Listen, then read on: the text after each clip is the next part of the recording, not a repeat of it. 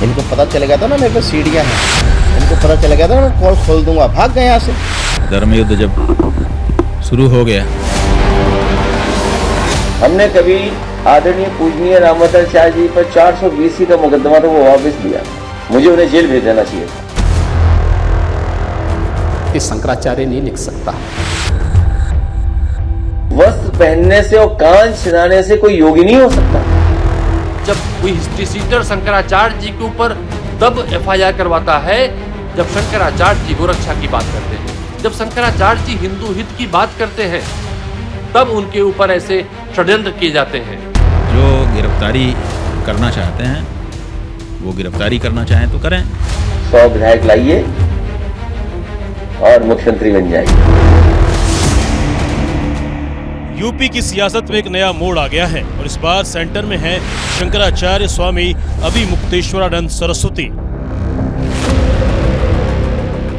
यौन शोषण के आरोप में एफआईआर दर्ज होने के बाद मामला अब सिर्फ कानूनी नहीं बल्कि पूरी तरह सियासी रंग ले चुका है।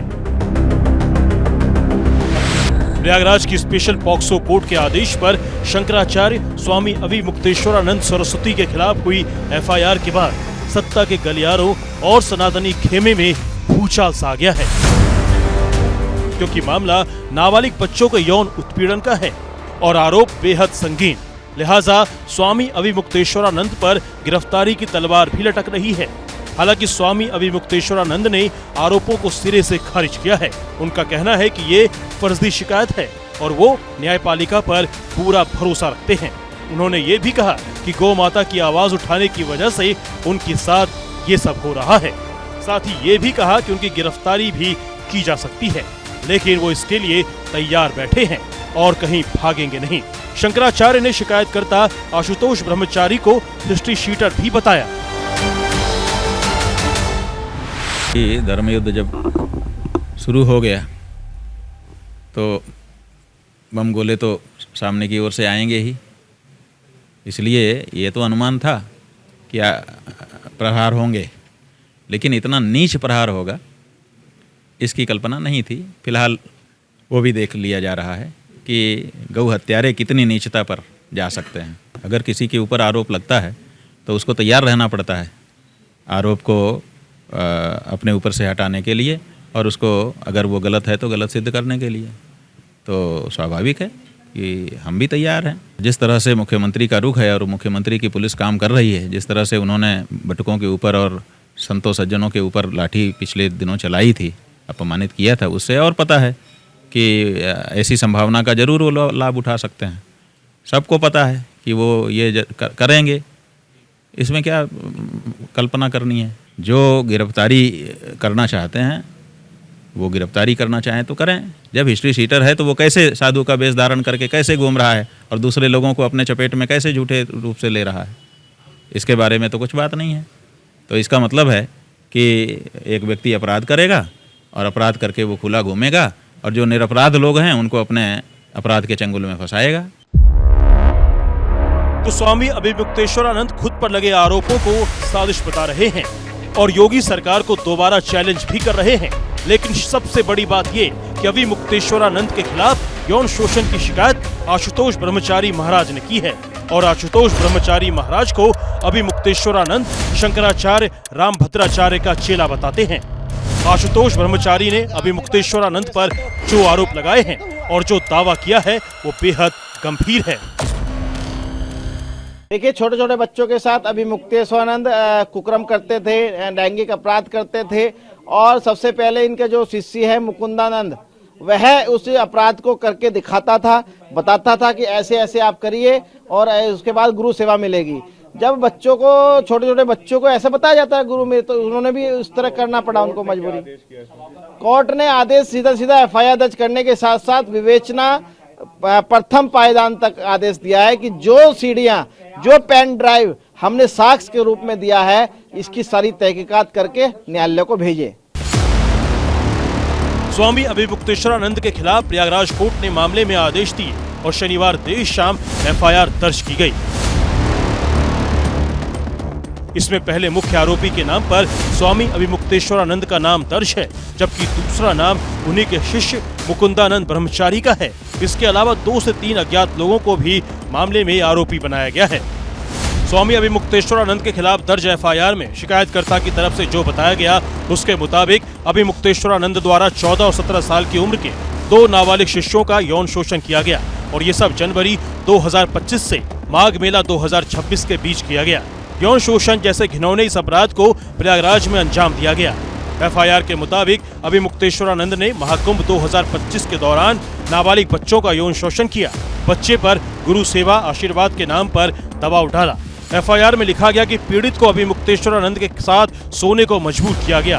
बारी बारी से दोनों नाबालिगों के साथ यौन शोषण किया गया, लेकिन एक दिन दोनों पीड़ित मौका पाकर अभिमुक्तेश्वरानंद के चंगुल से भाग निकले और आशुतोष ब्रह्मचारी महाराज से पीड़ितों ने मिलकर मदद मांगी।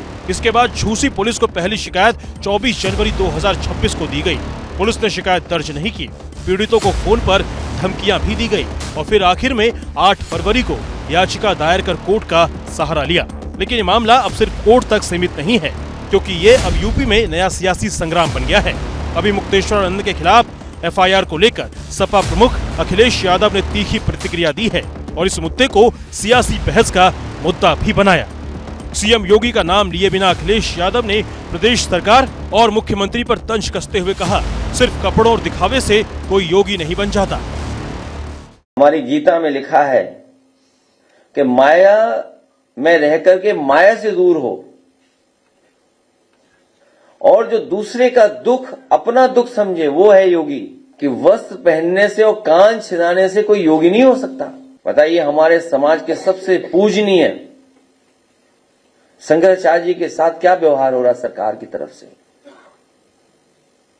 ये जो एक्सरसाइज हो रही है अभी हाल फिलहाल जो आपको देखने को मिल रही है कि अचानक कुछ लोग निकल पड़े हैं सम्मान देने के लिए। जिस समय शिखा को पकड़ करके अपमानित किया जा रहा था उस समय ये लोग कहां थे? उसी समय उन्हें जाना चाहिए था संगम किनारे। हमारे पूज्य शंकराचार्य जी कई दिनों धरने पे बैठे रहे वहां पर। उस समय सर्दी पीक पे थी। सिर्फ इतना ही नहीं, अखिलेश यादव ने यूपी के डिप्टी सीएम केशव प्रसाद मौर्य और ब्रजेश पाठक को खुला ऑफर दे दिया, 100 विधायक ले आइए और मुख्यमंत्री बन जाइए। हम लोग ऑफर देते हैं, वो फिर रिवाइव करते हैं ऑफर दोबारा, 100 विधायक लाइए और मुख्यमंत्री बन जाइए। जो लाएगा वो पाएगा, जो नहीं लाएगा वो क्या पाएगा। अखिलेश की योगी सरकार पर तंज को लेकर बीजेपी ने पलटवार भी किया है। अखिलेश जी, उत्तर प्रदेश में भारतीय जनता पार्टी की सरकार आने वाले कई वर्षों तक रहने वाली है और आज के बयान से स्पष्ट हो गया है कि अखिलेश यादव ने अपनी हार स्वीकार कर ली है। इसलिए इस तरह के ऑफर की बात करते हैं। जनता अब इनको गंभीरता से नहीं ले रही है। बीजेपी कह रही है कानून अपना काम कर रहा है, सपा कह रही है संतों को टारगेट किया जा रहा है और इस बीच कांग्रेस ने भी योगी सरकार पर सवाल उठाए हैं। शंकराचार्य के समर्थन में कांग्रेस के पूर्व एमएलसी दीपक सिंह ने राज्यपाल को ज्ञापन भेजा है। कहा कि एफआईआर के पीछे गोरक्षा अभियान कार्यक्रम विफल करना मकसद है और शंकराचार्य पर दबाव बनाने के लिए साजिश रची गई है। वहीं कांग्रेस प्रवक्ता सुरेंद्र राजपूत ने कहा कि जिस तरीके से लोगों की पीड़ा बढ़ाई जा रही है और जिस तरह से शंकराचार्य का अपमान किया जा रहा है, बीजेपी को चुनाव में इसका खामियाजा भुगतना पड़ेगा। स्वामी अभिमुक्तेश्वरानंद जी के खिलाफ इस तरीके के नीच आरोप लगाए जा रहे हैं, धर्म को अपमानित किया जा रहा है, हमारे शंकराचार्य जी को अपमानित किया जा रहा है और ये सब राजनीतिक शत्रुतापूर्ण व्यवहार जो भारतीय जनता पार्टी और उनके लोग कर रहे हैं, इसका खामियाजा उन्हें भुगतना पड़ेगा। सनातन धर्म ये अपमान नहीं सहे। स्वामी अभिमुक्तेश्वरानंद हाल के महीनों में बीजेपी सरकारों पर खुलकर हमलावर रहे हैं। गोरक्षा, धर्म और सरकार की नीतियों को लेकर उन्होंने कई सवाल उठाए हैं। ऐसे में सवाल उठ रहा है कि क्या ये महज कानूनी कार्रवाई है या फिर सत्ता बनाम संत की टकराहट का नतीजा। निगाहें प्रयागराज पुलिस की जांच पर है और अदालत के अगले कदम पर भी, क्योंकि एक तरफ जितने गंभीर आरोप हैं तो दूसरी तरफ के दावे और प्रतिदावे भी उतने ही तीखे।